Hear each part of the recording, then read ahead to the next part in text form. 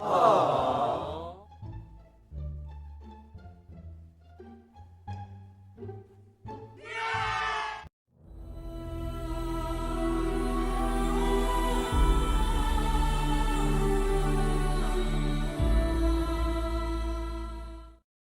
everyone, welcome to Princess Gay. I'm your host Connie, and today we are here with Stream.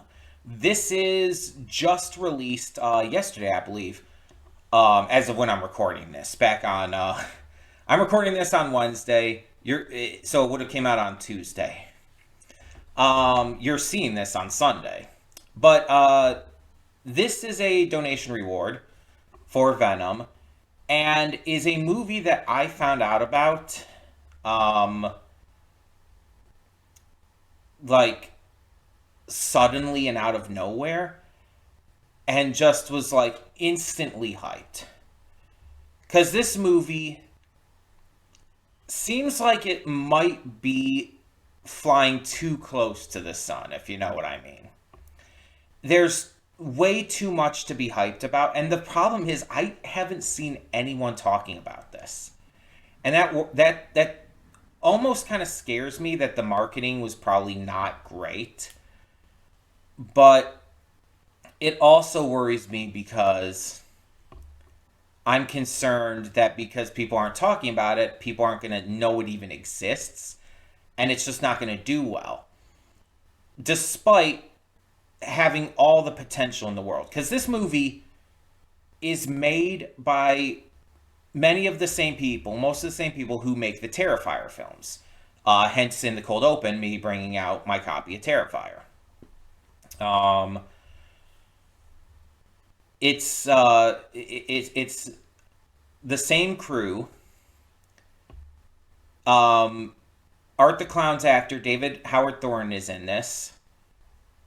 And I think this was made kind of simultaneously, like around the same time that Terrifier 3 was being worked on. It's like they basically went from one set to the other. And that's really interesting to me for a number of reasons. But it doesn't stop there, because this movie also has just so many other big names in horror. Let me get the list here, because there is a list of big names for this movie. That should excite you. Classic and modern horror legends are in here. Um, so let's see here. We have Danielle Harris from the Halloween movies and Hatchet. We know her as Mary Beth in the Hatchet films from this channel. We have the legendary Jeffrey Combs from the Reanimator series, who was also in Onyx the Fortuitous. We reacted to that as well. We have Dee Wallace, who is a big name in horror. We have Felissa Rose, like one of the biggest named scream queens out there. We have Tony Todd. I mean, he needs no introduction. We have Daniel Roebuck. We have Bill Moseley. And we have someone who it is just an absolute exciting pleasure to welcome into this. Someone who I don't think has been in a movie in quite a long time. One of the most legendary names in film, honestly. The man himself, Tim Curry. From greats such as Home Alone 2, Rocky Horror Picture Show, Muppets Treasure Island, and so many more. I know 3 very different movies there, but just as an example. He is such a massive legend. And the thing is, like, I don't know exactly how long ago it was at this point, but he suffered a stroke, and it caused him to kind of get out of the game for a while. He like did some like voice acting stuff, like in Over the Garden Wall. He did. He had a cameo role in the Rocky Horror Picture Show television adaptation, where he was the criminologist while Laverne Cox took over the role as Frankenfurter. And he's he's done stuff like that, but I think this is his first like film role, if I'm not mistaken. In fact, I kind of want to look it up here. I want to see what the last like film role he did was. Because again, this guy is a legend, like an absolute massive legend in terms of in terms of movies and stuff. Okay, so according to this, the last movie he did was in 2010, over a decade ago, like pretty much a decade and a half. And as for television roles, yeah, it looks like actually, according to this, the Rocky Horror Picture Show TV version was his last TV role. At least that's listed here. Of course, that's just for live action, too, keep in mind. In terms of voice roles, his last film role in terms of voice acting was in 2017 in a short film called Long Drive Home. But the last, like, really big thing that he did, God, that's like going back quite a while. I guess maybe you would count Scooby Doo and the Goblin King from 2008. He hasn't done a lot lately. What about TV? Television voice roles. Yeah, Over the Garden Wall was actually his most recent, and that was in 2014. That was his most recent um, voice role for TV shows. And then there's video games because he's been in those. He hasn't done a video game role since 2009. It's like, yeah, he's he's gone through it. He has so many huge roles, but it's been a while. Okay, his stroke was in 2012, so it was over a decade ago, but he still hasn't like done as much. Um, According to this, though, he has continued to perform as a singer and make appearances at fan conventions. Yeah, I knew he appeared at fan conventions still. He's just taken a step back from seemingly all acting since then. So to now appear in this film that is it almost seems like a love letter to horror with all the huge names in it. Like this is like so massive, such a massive amount of big names in this movie that it feels almost unreal. And yeah, it straight up even mentions on the Wikipedia page that several crew members for Stream, including director Michael Levy and executive producers Phil Falcone and Jason Levy, were previously involved with the productions of the Terrifier movies.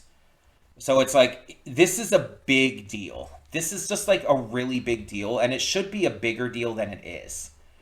Like, all horror fans should be like rushing to see this. And to my knowledge, this was never in theaters. This just came to streaming. It was never in theaters. So maybe that's part of why it didn't get the attention I feel like it deserves based off of just name recognition. Um, but yeah, it's like it doesn't seem to have been advertised that much. Like they have an Instagram page. That's how I knew it was coming out this week. Otherwise, it hasn't seemed to be like advertised and talked about much, which just really sucks. Um, but I'm really excited for this to see all these huge names, to see Tim Curry back in action. It's like he's one of the best. He is absolutely one of the best. To see them all in this same movie together is like a horror fan's wet dream come true. It's so fucking cool. Now, about the movie itself, I know nothing about the plot. I don't know what this movie's about in any real way. The title is Stream. So I assume it's going to have something to do with like the modern advent of streaming, probably, which can be used for horror, for sure.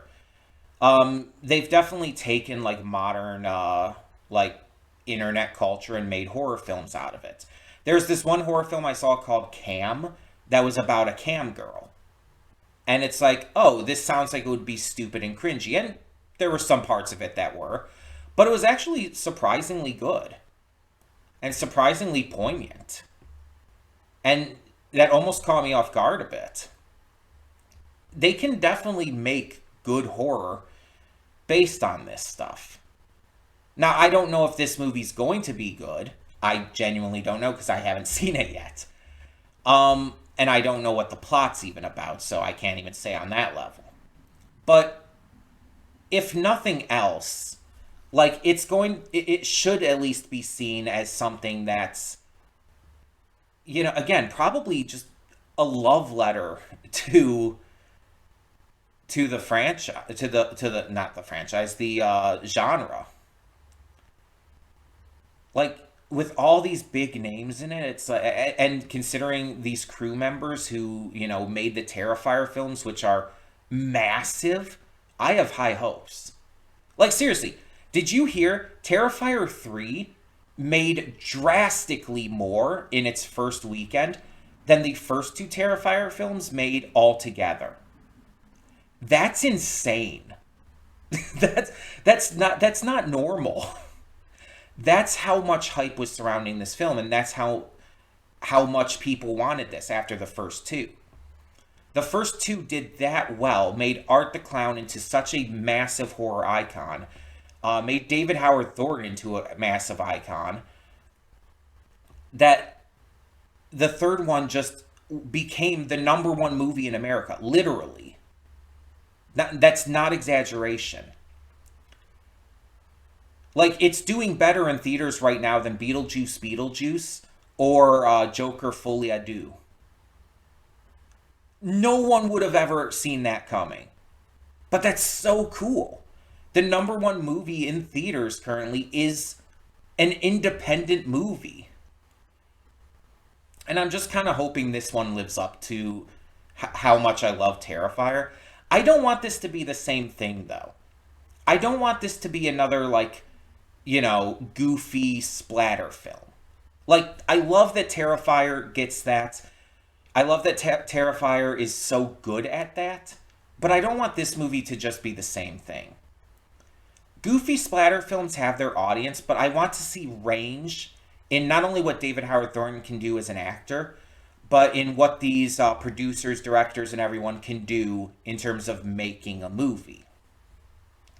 I want to see, like, how different they can go with it while still keeping up that quality, hopefully. That would be my biggest wish for this. That it's still high quality, but very different.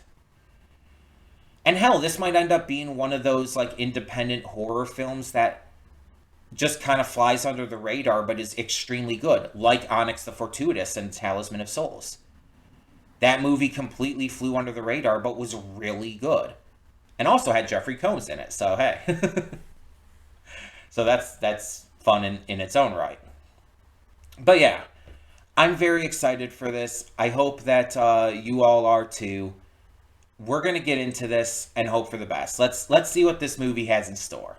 Cutting in here real quick to remind you of all the awesome content we have on the channel. Between Monday and Friday, we have a plethora of awesome series reactions, with 2 on Wednesday. We have movie reactions every Saturday and Sunday. I do pre-record them during the week, but upload them on the weekend. And we have gaming content over on the Princess of Gaming channel. We have Baldur's Gate 3 every single day, Horizon Forbidden West every Monday, Tuesday, Thursday, and Friday, Beyond Two Souls on Wednesdays and Sundays, and Poppy Playtime every Saturday. And don't forget to click that link in the description to follow it to today's reaction. I do redirect everything on the channel just due to copyright. And on top of that, don't forget to click the subscribe button to subscribe to the channel and the like button to help support. It means a lot, and I thank you so much for tuning in. That being said, let's get to today's reaction. And we are back, and we'll begin with spoilers in 3, 2, 1, now. So, right off the bat, I want to talk about it's a little disappointing that Tony Todd, Bill Moseley, and Tim Curry were only like credit scene cameos. I understand Tim Curry. I get it because of the stroke and everything he had. His like he hasn't been in like the best shape and everything. He's gotten like a lot of loss of motor functions and whatnot. I understand that. I get it. It makes a lot of sense that he wouldn't have a huge role in this. I honestly didn't really expect him to, but I really thought Bill Moseley and Tony Todd would have bigger roles. I'm really surprised that they were just credit cameos too, or like end of movie cameos. No, no, it was the credit scene, right? Yeah. Well, Tony Todd wasn't. Tony Todd was the very end of the movie. Bill Moseley was credits with Tim Curry. Yeah. But it definitely sets up for a sequel with it where both Tony Todd and Bill Moseley could return and be bigger roles. They could absolutely return and be a big thing again. And I think that would be cool if they did do that. Also, in regards to when this was made, I mentioned like I thought it was like it made in conjunction with Terrifier 3. No, it was made right after Terrifier 2 finished filming. Like the instant they finished filming that, they went straight into working on this. Like directly with pretty much all the same crew. And I just really love that. I think that's really cool. They obviously had different roles and everything. Like Damien Leone is just like the special effects and makeup in this. The director of this movie, I can't think of his name at the moment, but he was he did different things in each of the first two Terrifier films apparently. So it's like they took on different roles, and that's okay, I think, because it allowed them to do different things than they normally would, I guess. And I think it still worked in that regard. Um, but yeah, it's like that's really interesting that this is a lot of the same crew and everyone. And I mean, you even have like some of the same actors. Since this was shot right after Terrifier 2, Felicity, Felicity. I got the name right, right? Hold on. I'm always worried I get names wrong. Felissa Rose, not Felicity. What? Felissa Rose was in Terrifier 2, so like she was probably shooting her stuff for that right before coming in to shoot her stuff for this as well. Also, player 1, 3, and 4, they don't have pages on Wikipedia, and I don't think they're like big names. Jason Levy was player 1. Liana Paraglia is player 3, and Mark Haynes is player 4. Jason Levy was one of the people that come over from Terrifier, wasn't he? Yes, he was one of the. He was an executive producer for this, and he was previously involved with the Terrifier movies. Okay, so that was like a cameo in and of itself. David Howard Thorne was the only one of the players who was actually anyone big. Um, and then there were just a bunch of other random characters here and there who were various people and whatnot. You had all the different big names in here, then you had some smaller names who weren't really anyone. Yeah. Um, and apparently, this was in theaters. It was in theaters in August, according to this. And Tim Curry's involvement was only actually revealed to coincide with the film's release at the end of August. I didn't know this was in theaters at all. So, okay, so it probably had a bigger audience than I realized. I just haven't heard anyone talking about it then. Which is a shame because this was great. Like, this is what I wanted it to be.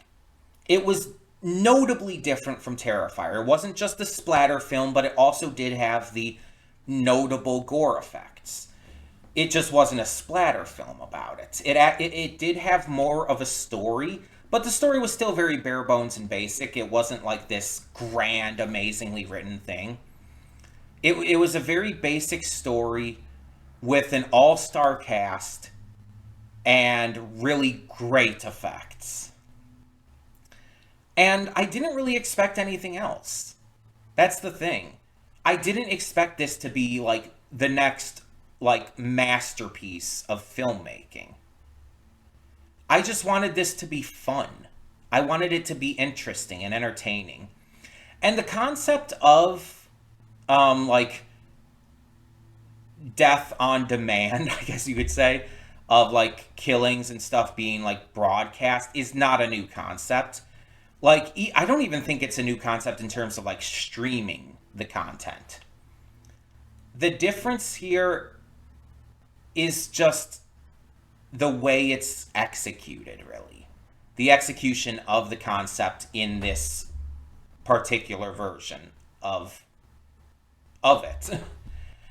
Um and this was definitely more, it felt like a love letter to kind of the cheesy and fun horror films um that really just felt like it again, it wasn't trying to be the best movie ever. It was just trying to, entertain horror fans. Like with all the cameos, all of the big names in this, it's like, oh, horror fans are going to have a field day with that. And yeah, absolutely.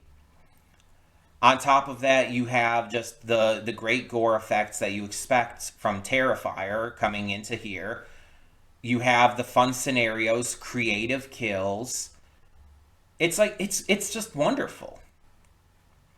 It's not meant to be anything spectacular. And but that's what also makes it special. That's what makes it fun. That's what makes it so good because it knows exactly what it's trying to be and sticks to that.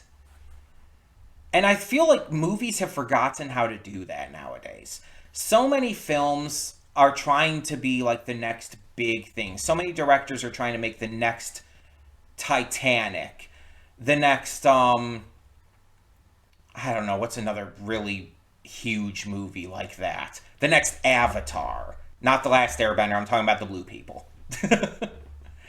um they're trying to make the next big movie that's going to be huge. You get stuff like Megapopolis, whatever the fuck it's called, that new one that come out that everybody is hating on. You get stuff like that that has no soul. That is all about trying to be the next best picture winner and is trying to do everything right in terms of technicality, but sacrifices fun, sacrifices entertainment. And I like it when a movie can just be fun. When it, again, it's not trying to be anything special, when it's not trying to be the best.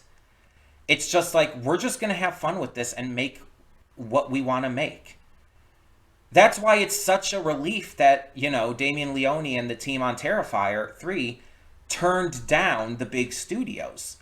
When they went to the big studios and the studio said, okay, we'll do your movie. We see how popular Terrifier is. We see the money in this. We'll do this. But you have to tone down the gore and the violence. Damien Leone and them were like, no, that's not happening. We can't do that. That would ruin the artistic integrity of our film. That completely takes away the point. And so they instead decided to continue to make the film independently. And it's now the #1 movie in America. They stuck to their guns and they were right. They were 100% correct for doing so, and it paid off. This is what people want to see. Movies that aren't the best. The Terrifier movies aren't the best written. Hell, the first movie barely has writing. Let's be honest here. The first Terrifier movie doesn't really have a story. It technically does, but the writing is so minimal that it's not about that. It's about the shock. It's about the horror. It's about the gore. It's a splatter film. The second movie introduces more of a story, and from what I've heard, the third movie continues with that. I don't know spoilers for the third movie, by the way. I just know it continues with like the story of things. And people are enjoying that aspect of it, but that's not what they really go for, you know? People are into Terrifier because they want to see Art the Clown do sick and twisted shit because it's fun. It's entertaining. And sometimes that's all you need, and Stream is that. Just like Terrifier, these people making this movie understood that they just needed to make a fun film that was a big shout out to horror fans. I would love to see a sequel to this. I would love to see the team not only have one big franchise with Terrifier, but maybe make another. Even if it's nowhere near as big, just have another franchise on your hands. Have Terrifier and have Stream. That would be cool. And you could have Stream be the big like fan servicey one, have all the big names showing up in it. Yeah. Like imagine getting Robert Englund or Kane Hodder or Jamie Lee Curtis for like a sequel to this. There's so many possibilities. Plus, again, bringing back the ones who had a small role at the end of this one. Tony Todd, Bill Moseley, Tim Curry maybe even. It's like there's so many possibilities. I really do hope that they make a Stream too. I hope that they continue with this as a series as well. Because I think it deserves it. I think most of the acting this was good too, like outside of just the like big stars who we know are good. Like Jeffrey Combs absolutely dominated every scene he was in. He was definitely the best performance in this, without question. But it's like even the no-name actors did a great job. Like the actors who like don't really have, to put it simply, Wikipedia pages, who don't have like big credits to their name and all. Like for example, the girl, the player 3, the one who was opposite David Howard Thornton as player 2. No clue who this chick is. What was her name even? She has no Wikipedia page. She's like a nobody, that we can tell. Liana Paraglia. Let me see if I can find anything out here. Liana Paraglia, actress, singer, model, dancer, spokesperson, and host. Okay, so let me see here. IMDb. The pictures on here right away are for Stream. And then there's like some, like a shot of her singing and stuff. Let me see. Okay, so she's been in plenty of other stuff. Anything that like is any level of like well known. No, there's like a bunch of shorts, like one called Greed, Lavished, Our Lost Queen. Yeah, a bunch of shorts. She was in a TV series called Bromance. The other most recent movie she was in was called Political War, which I've never heard of. Looks like it was some kind of independent film. So she's pretty small name, right? She's a pretty small name. Seems like she's multi-talented, which is awesome. But like, she's a small name actress. She did amazing here. Her physical performance was pretty much on par with David Howard Thornton. I wonder if he gave her some tips and helped her out with that. That would be pretty cool. But like, you even have like Kevin's actor, Wesley Holloway. I think he did a good job. Not the best actor in this, probably the worst actor in this movie. But I still think he did a good job. He was believable. He was likable. He was just not as good as everyone else. Sydney Malaka, however it's pronounced, as Taylor, I thought she did a good job. No issues there. Even like the minor, like random people that were also staying there, the victims, like those two sex-obsessed girls and their clearly gay friend. Like, come on, that was very stereotypically gay, but not like overboard with it. I'm glad they didn't like just make him a complete walking stereotype, but it was pretty clear. Like even those three, it's like they did a good job at what they were supposed to do. And like everybody was selling the fear they were supposed to be facing. The father, I wanted to look that one up specifically. Where's the father? Roy. Charles Edwin Powell.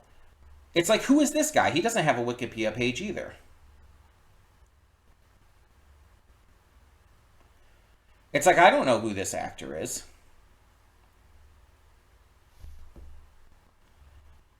But he did a fantastic job. He sold the fear and scares very well. He did a great job with the performances. Oh, he was in Screamboat apparently, or is going to be in Screamboat. Apparently, that I guess that comes out next year. That's the Steamboat Willie horror film, because that's a genre of horror film now, taking old IPs that have become like, available to use and making them into horror films. Apparently, he's going to be in that. But yeah, he hasn't really done much of anything else big either. He's done all this, like, he's done a bunch of shorts, a lot of shorts, very minor films and all. It's like, we have these, like, lesser known actors doing a really good job. And maybe this will give them a little more, like, attention and they can get some bigger roles. That would be really cool. Um, yeah, I really like this in that regard. In terms of the acting and everything, again, the gore effects were amazing, but that's to be expected with Damien Leone taking on that task. Um, I I like the couple twists we did had. The big one, of course, was Taylor ending up killing her dad because she thought he was a bad guy and she was looking out for her little brother. And like I'm glad he understood that. Like as he was dying, it's like, no, it's okay. You were just looking out for your brother, and it's like, I'm glad that he didn't blame her. But it's like Jesus. So now like these two are without parents. It's strangers pray at night all over again. But yeah, there were so many creative kills and fun ideas. The tic tac toe thing, my favorite kill. You know how like you ever watch like the kill counts with Dead Meat, and James will like give the golden chainsaw to his favorite kill. That would be my golden chainsaw for this movie.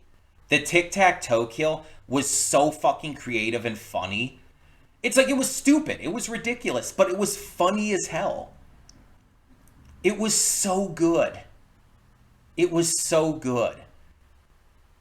Um, yeah, it's just like they really got creative with that aspect of things, and I really love that.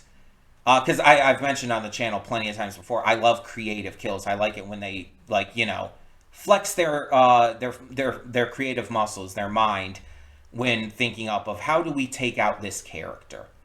Because they could do it very simply, and a couple of the characters were killed very simply. But then others were done very creatively. Hell, even some of the ones that were kind of off-screened almost, like those few people we saw during like the big scene in the courtyard where everyone was there. Like a couple of people were just basically hung on fences and stuff with the pole going through their mouth and everything. That's not that creative. But it's also something you don't usually see. It's a unique kill that you don't see in a lot of horror films, but it's not that special. It's nothing like they're just impaled on a fence. But it's both unique and not that interesting, and it gives it this very special, different kind of feeling because of that. But then again, you have the really, really creative ones, and it's just awesome. And it was just fun. It was a lot of fun.